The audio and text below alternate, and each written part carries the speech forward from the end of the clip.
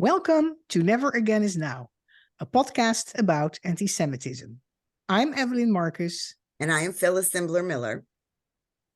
We are now 10 weeks after the horrendous attack by Hamas on Israel. Our returning guest, Michael Berenbaum, will give us an update of the war between Israel and Hamas and the violence and aggression on towards Jews everywhere in the world, also in the United States. Michael Berenbaum, PhD and rabbi, is the director of the Ziggy Ziering Institute for Exploring the Ethical and Religious Implications of the Holocaust, and a professor of Jewish Studies at the American Jewish University in Los Angeles. He's the author and editor of 18 books, and he was the executive editor of the new Encyclopedia Judaica. Michael, thank you so much for coming back on our show. Pleasure to be here. Great. Great to hear. We would like an update from you, since you have so much special information about what's going on in Israel, what's going on in America, what's going on elsewhere in the world with the Jewish people. We would like a general update from you. Where would you like to start in the situation in Israel and Gaza, or the situation outside of Israel and Gaza? Well, let's first start with the situation in Israel and Gaza, because I think that everything flows from that. So let's begin there. We're now 67 days or 68 days into the war, depending on which time framework. It's now 8 o'clock in the evening in Israel, so we understand we're on the way to the 68th day. First thing to say is the war is going to be long, and when the war is long, that has implications for everybody. It means that Israel itself had made a series of political promises at the very beginning that it cannot keep, including that it would destroy Hamas and get rid of every last Hamas fighter. That was made in the heat of anger. It's not a realistic war goal. The war goal at this point is to dismantle Hamas as a military force, to therefore cripple it as a political force, and to make a distinction, which we have to understand is a little bit of an aspirational distinction rather than a realistic distinction. That is the distinction between the Palestinians and Hamas. So it's a war against Hamas, in the hopes that eventually there will be a way to establish a different type of rule over Gaza. It's clear that the war is going to be long, and because the war is going to be long, that's going to demand tremendous political and military support from the United States, because the amount of ammunition being consumed is not an amount of ammunition that Israel can replenish immediately. It also means that Israel must be prepared for 3 other fronts to the war. The first front to the war, additional front to the war, is the battle against Hezbollah in the north. The second front is the battle against Syria and the forces in Syria that would like to heat up that situation. And finally, this is the first of Israel's war against Iran and its surrogates. And that's a war that, for example, is heating up in the Red Sea and in Israel's shipping lanes. There is the possibility, and this gets into Israeli domestic forces, there's the possibility of yet another front, which is that there are forces within Israel and within the government that would like to heat up the West Bank. And Israel is going after Hamas leadership in the West Bank. But if the West Bank does heat up, and it heats up not so much because Israel is attacked from the Palestinians in the West Bank, but Israeli settlers attack the Palestinians, Israel will have another front and therefore be even more dependent on military supply from the United States. The war is going slowly. The war is going effectively. And the war is, Israel is trying to minimize its own casualties. And what we've discovered, which is clear now, is that the Israeli complaints that the infrastructure has been, that the schools, hospitals, mosques, and the like has been used as an infrastructure for Hamas are credible, and they're demonstrable, and they're truthful. But that also means that the amount of civilian casualties is significant, though the statistics that we have from Hamas's health services are not accurate, but they are, as it were, visually compelling. And Hamas began this with the idea that it could disrupt the political process of the peace process with the normalization process with Saudi Arabia. And Israel would either not respond or would respond only with a token response, but it understood that the Palestinians would bear the brunt of it. Whether that will create an anger at the Palestinian, at Hamas itself, or merely an anger at Israel for causing civilian casualties, is still unclear. What is clear is that the world now sees the casualties and forgets about October 7th, and forgets also about Israel having to reestablish its own deterrent. Now, the Israeli government has also faced some problems, because the question becomes, what happens afterwards? And what happens afterwards and what happens in between is dividing. There are those within the Israeli government who don't want to provide anything for Gaza in terms of both humanitarian aid and most especially something else, which is the fuel, because fuel is siphoned off and used to support the infrastructure in the tunnels.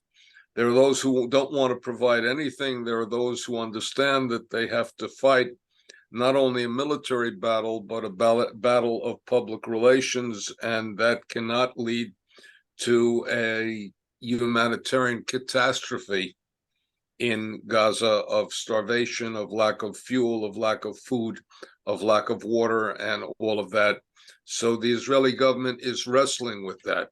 What's going to happen afterwards? At this point, it's clear that there will be literally no support for Israel to return as an occupying power.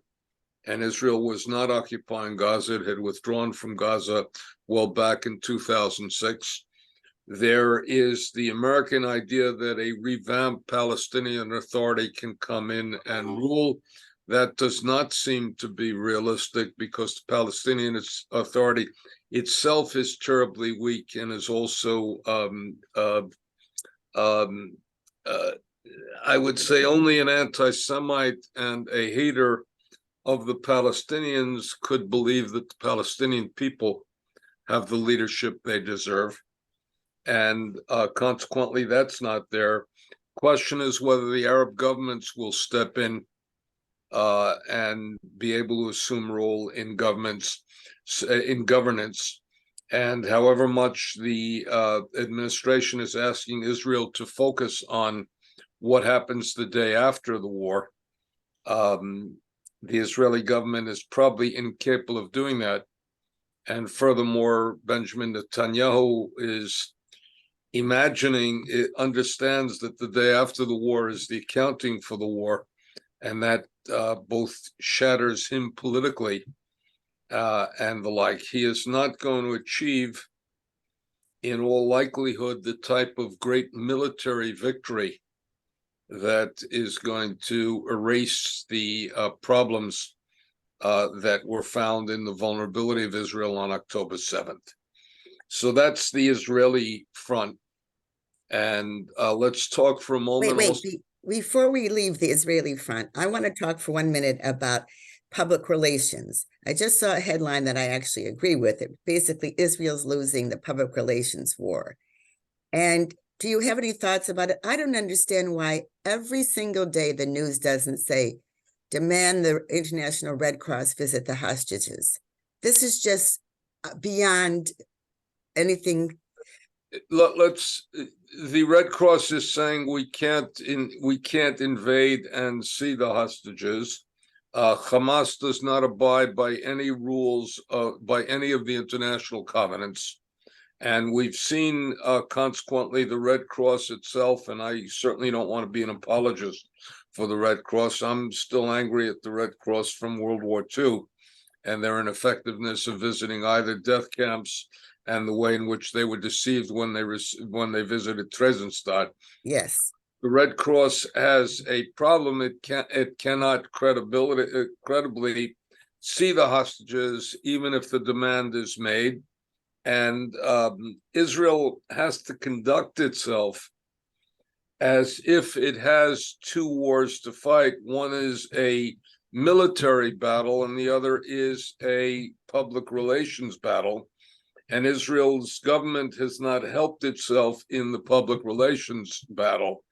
It hasn't helped itself when somebody speaks about this as being a second Nakba, when somebody speaks about a return to settlements in Gaza, when somebody speaks about permanent rule over Gaza, when elements in the government wants to let Gaza deteriorate to starvation and all of that. So in a realistic world, the government, in a world in which they took both battles seriously, then you would not only have a war cabinet, but you would have what they call in politics a war room to hit out the political message in the public relations battle every day. And that would demand that some people guard their tongues. And there's a statement in Hebrew, shtika hi chachma, that sometimes silence is the greatest form of wisdom. And that is that they guard their tongues and don't speak forth. One of the problems in our world today, and we see this in the social media, is some people don't have an unpublished thought. And for most of us, a moment of self-censorship between what we think and what we actually say is not I don't know about you, but I would say it's never unwise for me to think before I speak. And I would like to react to that briefly. Coming from Europe, I'm very much used to a negative, very negative press about Israel in any conflict already for 30 years that's going on. No matter who is in the government, no matter what people in the government say or not, there is always in the European press, the let's say 98% of the news time spent on the conflict there, a conflict there, is with the camera zoomed in on the suffering children of the Palestinians. That again, somehow, that's always the case. Now we see it also more in America, although when I speak to my friends in Europe and also follow the Dutch news and the other European news, you still see more two-sidedness in the American, much more two-sidedness in the American media than in Europe. And so somehow, for some reason, the Palestinian side has been much better at their public relations than the Israelis have been. Not only public relations, there are two mythoses that take place. Number one, in the war between Goliath and David, you don't root for Goliath. Right. And Israel is perceived as Goliath and the Palestinian as oppressed. But one of the things we have to look at in the Palestinian perception of oppression is even oppressed people is not without agency. And consequently, they've made a series of choices that have been catastrophic. Basic element is that from 1947 onward, had they accepted the notion of partition, there could have been an Arab state and a Jewish state in the resolution of November 29th, 1947 by the United Nations. Number two, Jordan could have resisted the invasion, the attack on Israel in 1967. It was asked not to attack Israel by Israel, and Israel said it would not invade on the West Bank if Jordan did not attack. Number three, we could now be in the 23rd year of the Palestinian state if they had agreed to the parameters of the Clinton proposal in 2000. We had another opportunity about 6 or 7 years later with the agreement of Ehud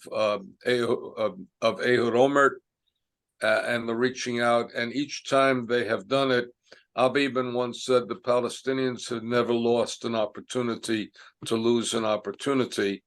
And as one who's committed to Israel, the Jewish people, and also to a certain sense of equity for the Palestinians, when I say that, I don't say that with humor. I say that with deep and profound sadness, because the only way to get out of this situation is to have serious leadership on both parts.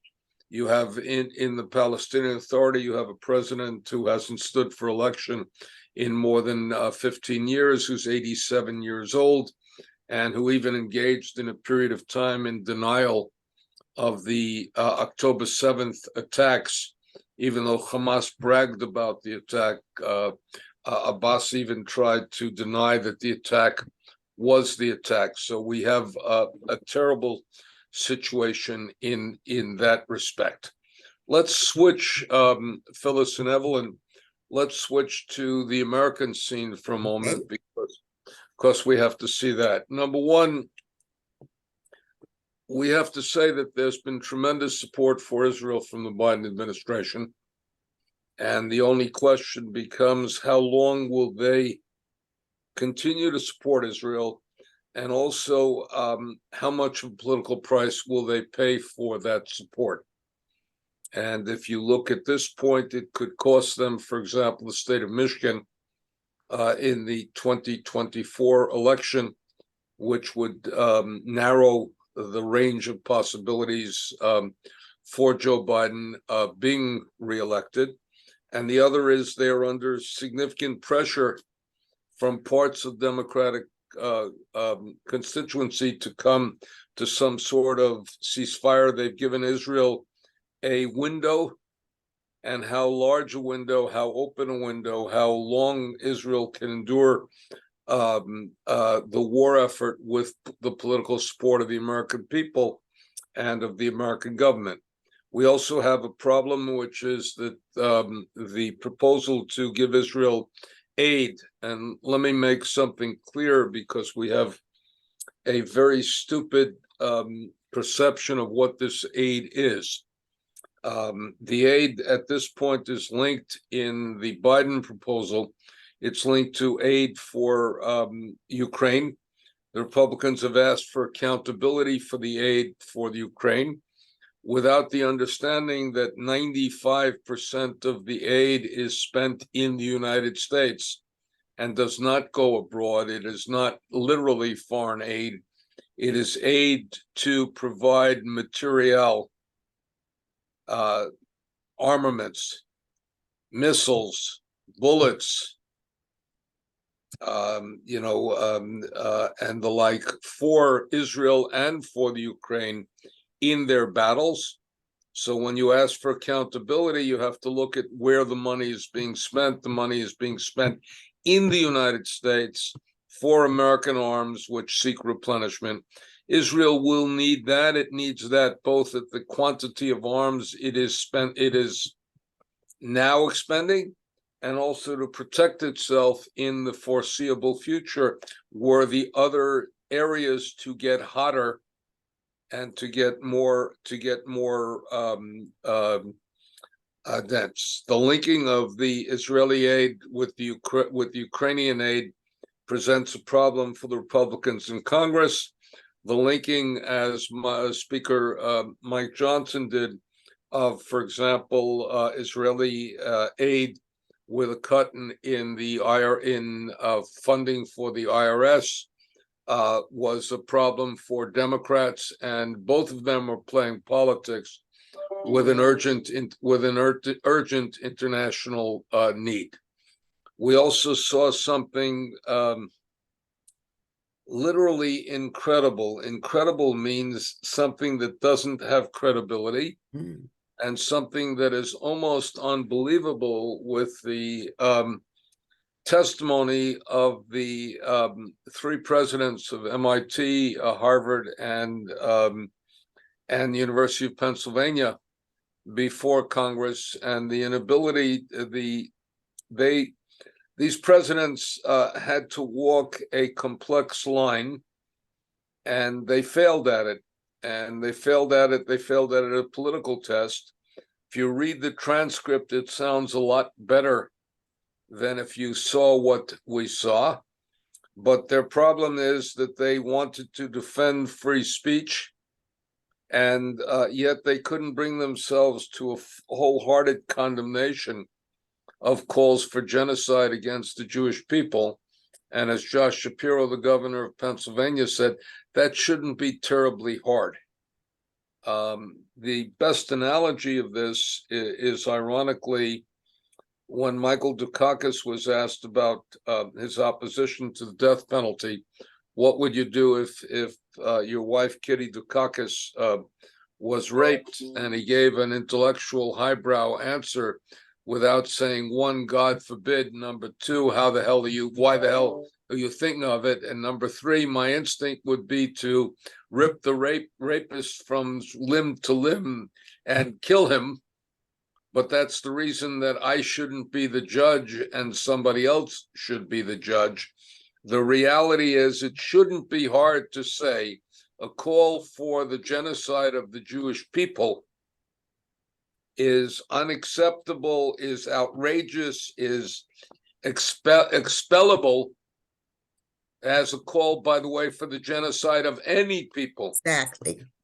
Is that, and the hidden motif behind that is the culture wars, in which on the conservative side, the sense is that if you had said the call for genocide of Black people in the United States unacceptable, they would have come down in a minute and saying absolutely yes. Why is it acceptable to express such animus toward the Jews and the like? And it was a pathetic display. Could you briefly explain what the call to genocide was? Well, on American campuses? Let's differentiate it, because Congressman Stefanik was not accurate. The word intifada means uprising, and a call for intifada is not a call for genocide. Call for the elimination of the Jewish people is a call for genocide. Even the call from from the river to the sea, Palestine will be free, is a call for the eradication of the state of Israel.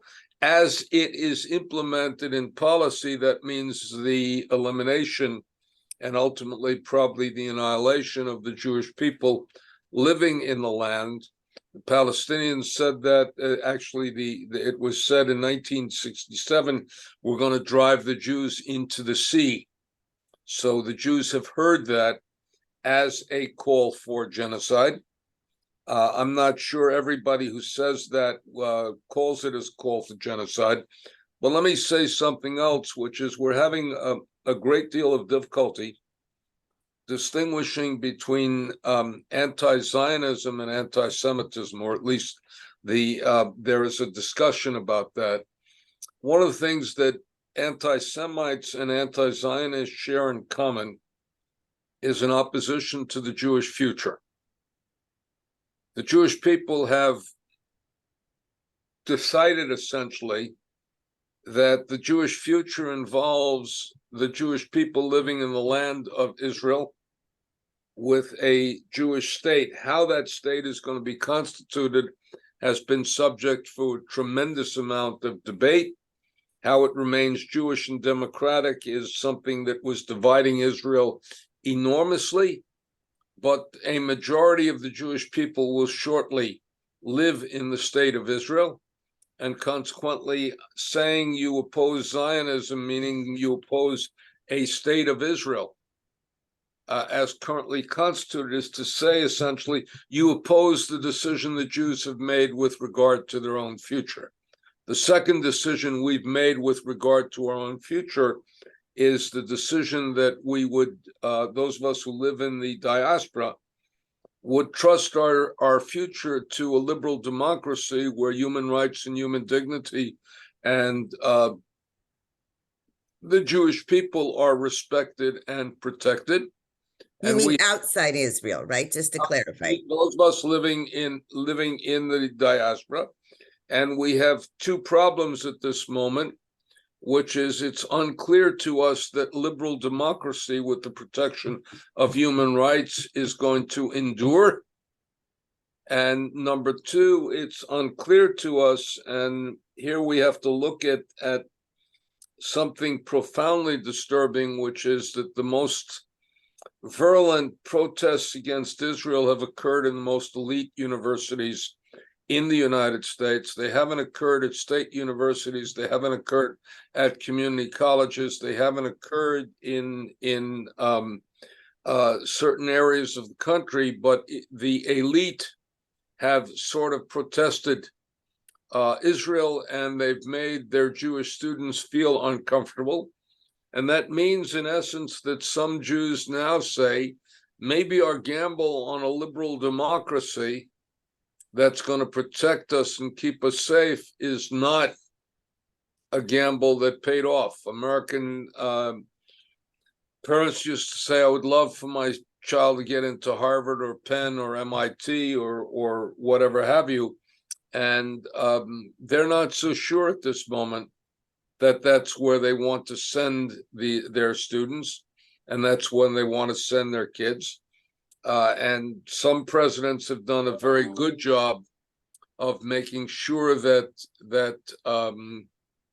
some presidents have done a very good job of making sure that their students feel comfortable.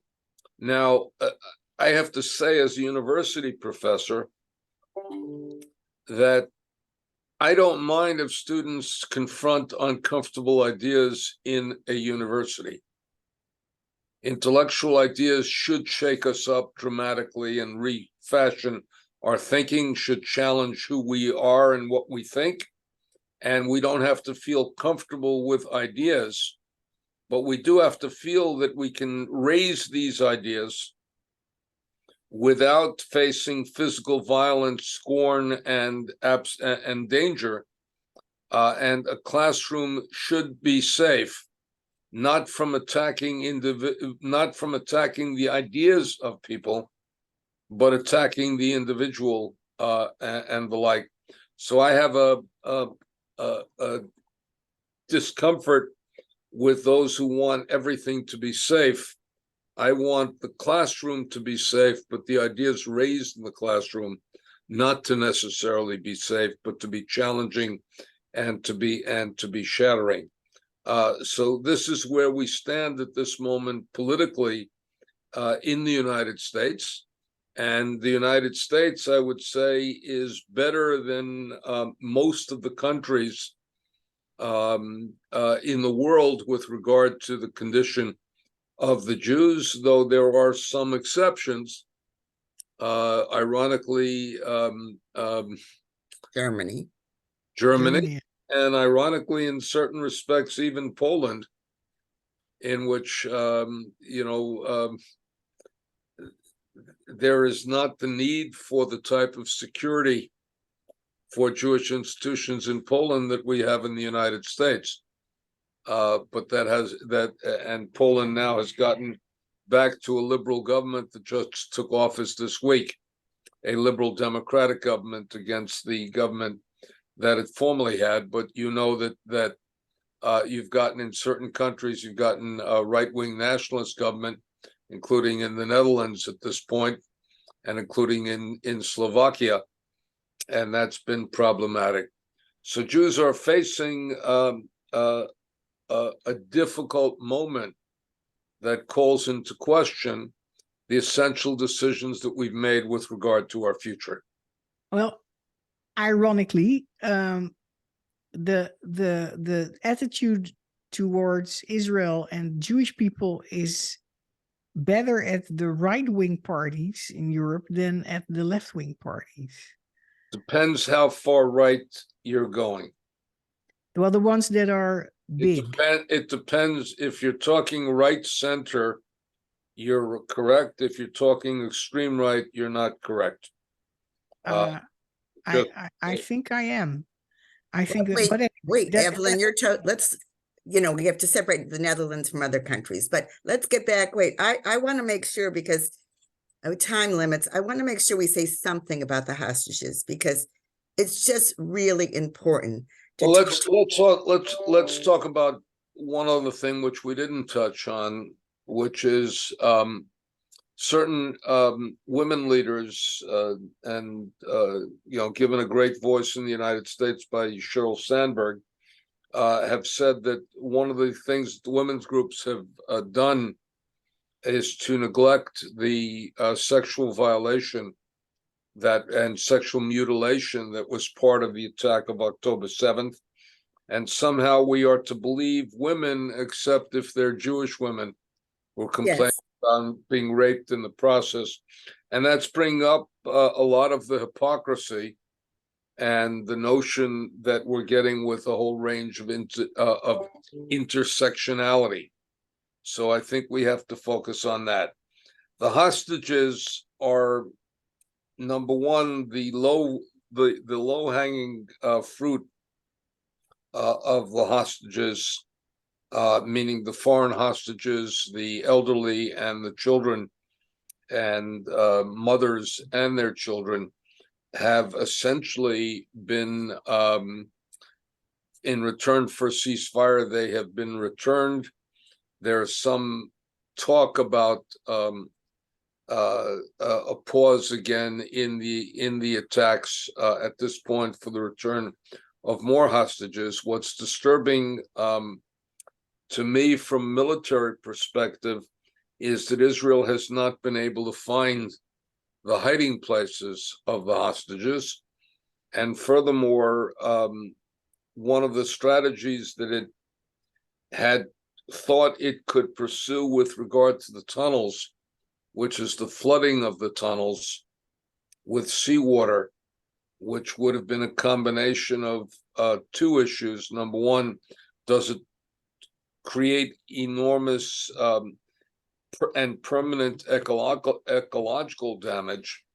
Or the second issue is, will they then be involved in murdering these hostages, in taking the lives of these hostages by drowning?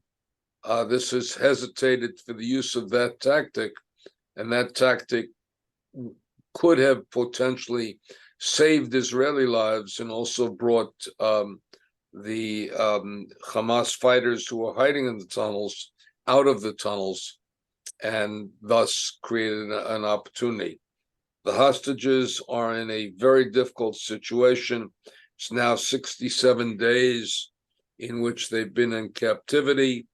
Listening to the people who have previously been hostages, one would say they're in very difficult straits in terms of combination of medical conditions, of basic food, of basic shelter, of living in the underground without knowing day and night. So the hostage situation is horrific.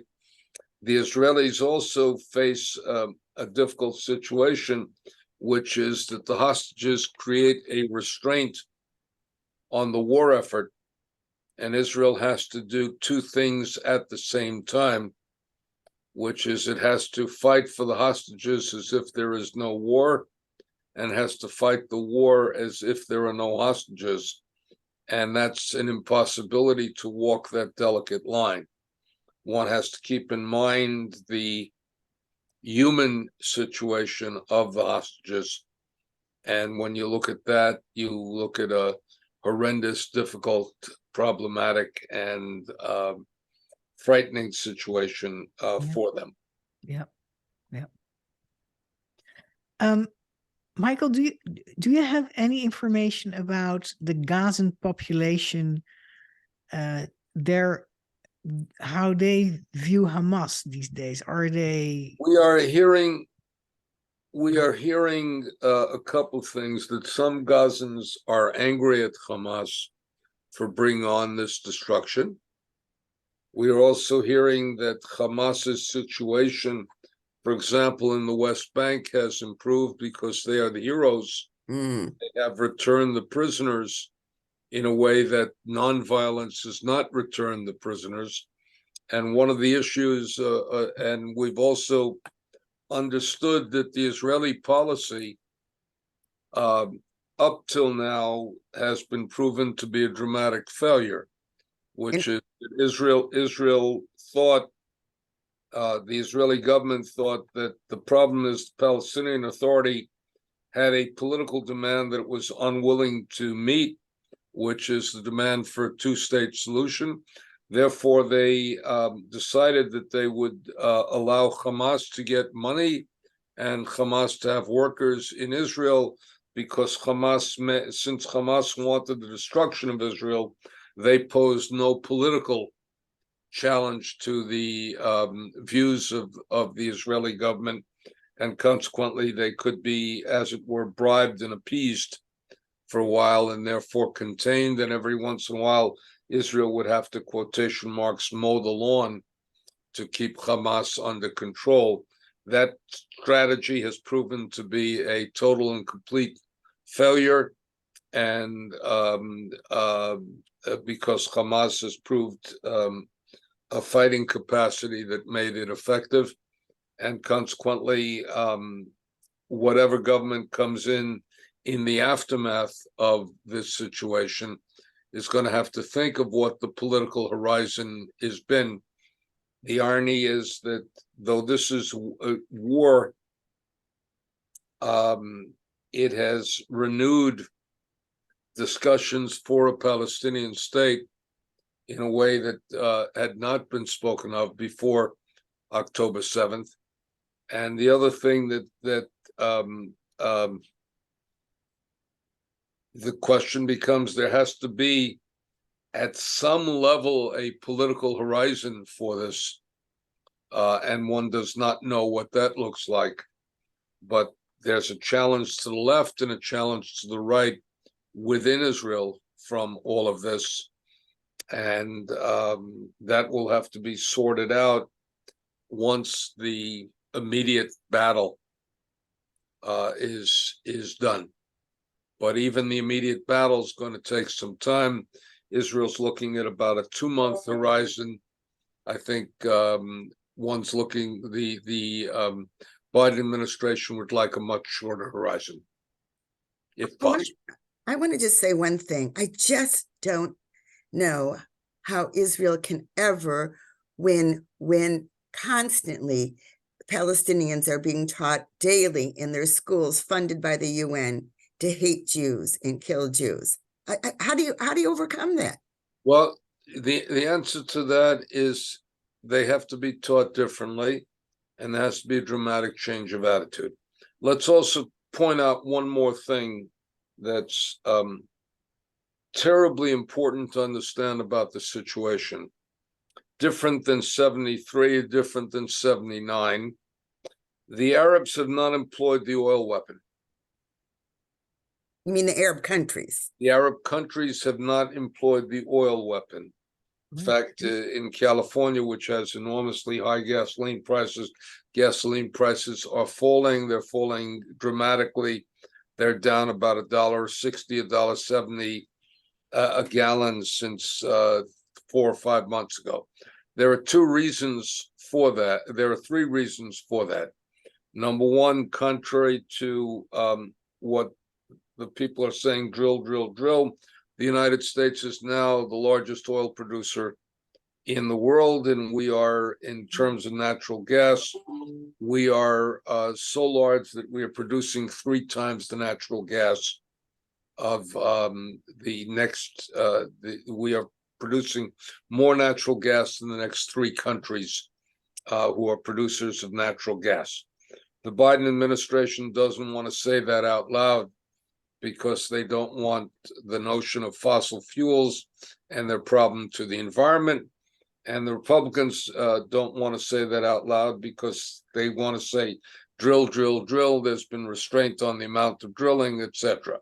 The other way to look at there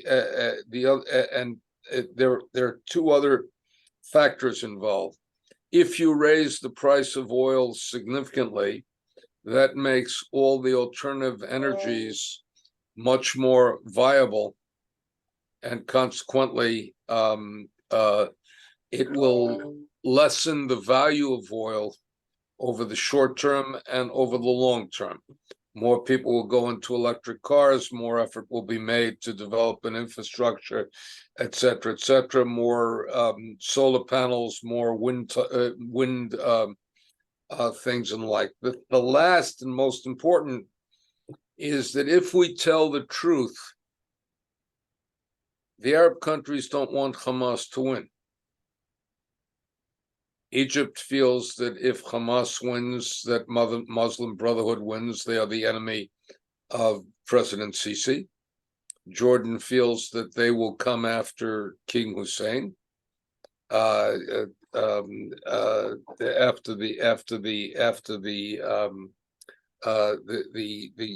the king, and Saudi Arabia feels that threatens MDS and is destabilizing and is a victory for Iran. So the reason they're not employing the oil weapon is essentially because they, though they won't say it in public, they would like Israel to do the battle for them and to defeat Hamas, which is also one of the reasons why the greater the defeat for Hamas, the greater the likelihood after a period of time that there'll be some sort of increased normalization of relationships. So you have to see things in a much more complicated horizon. Yeah, I think it's fantastic that you share that bigger perspective with us. It's very important. As we come to the end of this always enlightening talk when we talk with you, what have we missed that we have? I mean, we could go on for hours, but what have we missed that we really should talk about right now? And is there anything our listeners can do except agree with us or disagree? Let me tell you about our congresswoman. Our congresswoman was complaining to us, and she's a personal friend. And I'm not going to state her name because precisely because I want to make it generic. She's complaining that the calls have been going 4 or 5 to 1 against Israel into her office. The letters have been 4 or 5 to 1 against Israel in the office. And that is that we have sat on the sidelines and not been politically active in the ways in which we have to be politically active. I think that we have to put pressure on those congressmen who are supporting us. We have to give them thank you. And those who are playing games with the political process, we have to also call them to account. And we need a much greater level of political engagement than we've seen. Otherwise, we're going to make it more difficult for our friends to support us and easier for our enemies to have their way. And I want to just add, for those of you, Evelyn and I have interviewed Avi Gordon for Alums for Campus Fairness. It's really important to sign up for your alma mater's newsletter. So I got a lot of alerts about Penn, because then alums can make a difference at college campuses. But with so much news, if you don't have a direct source, you may not know what's going on with your alma mater. So please, it doesn't cost you any money. Just sign up Alums for Campus Fairness. We did something else in our family, which is, and we have, unfortunately, I have 4. Fortunately, I have 4 children. Our children have gotten. We have undergraduate and graduate degrees. Our children have undergraduate and graduate degrees.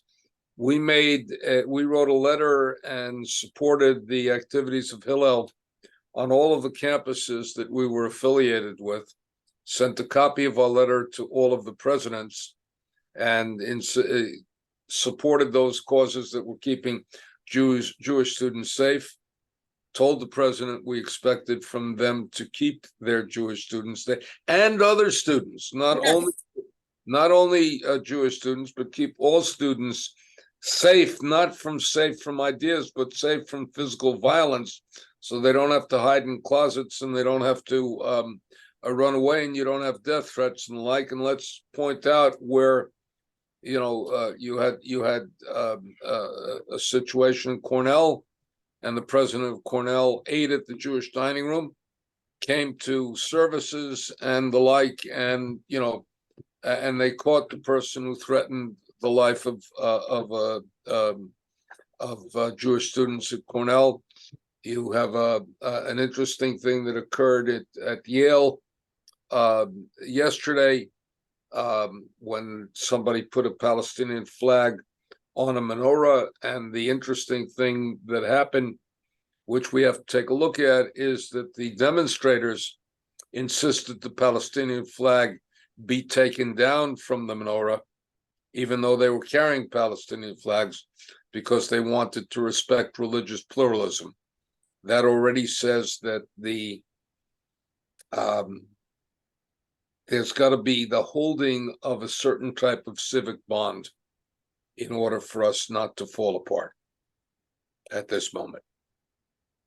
I think that's really good words to end with, unless, Evelyn, there's a question that you wanted to ask okay. So I'm going to say thank you, Dr. Michael Berenbaum, for coming on our show when we asked. He's fantastic, and thank our listeners. If you want to know more about Evelyn and myself and our work, you can go to Never Again Is Now podcast on YouTube, Spotify, and Apple Podcasts. And I'm going to add an extra ending. We always say at the end of our shows, we ask people to speak up against anti-Semitism and all hate, but I'm going to say one more thing, and it's bring them home. Thank you.